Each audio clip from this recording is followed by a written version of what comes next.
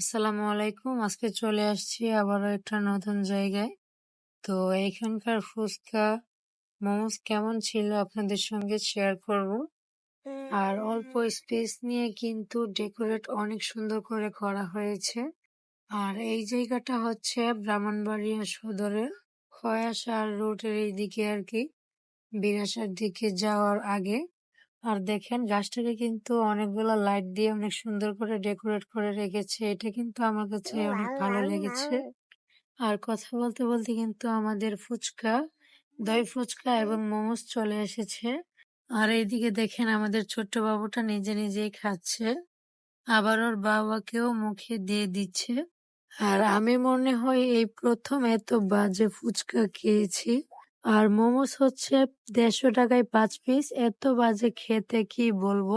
ভেতরে তো একদমই চিকেন ছিল না। যাই হোক, যা ভাবছিলাম তা হয়নি আর কি, এতটুকুই।